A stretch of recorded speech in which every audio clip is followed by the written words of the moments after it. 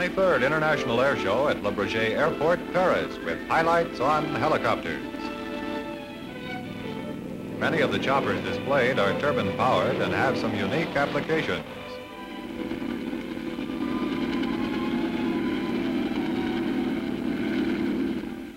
Visiting the show is Air Force Chief of Staff General Thomas White.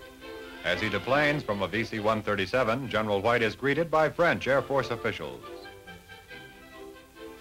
The theme of man in space is prominent in the static displays.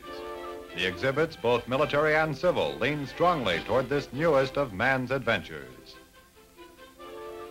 50 years ago, Frenchman Louis Bleriot flew the English Channel in 37 minutes. Lieutenant Colonel James Jabara, greeted here by the pioneer aviator's widow, did the same trick in an F-104 in 1 minute, 10 seconds.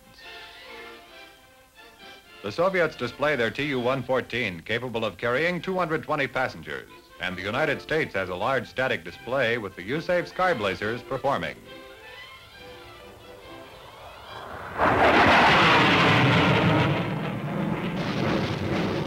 The weather is bad, but the show exciting.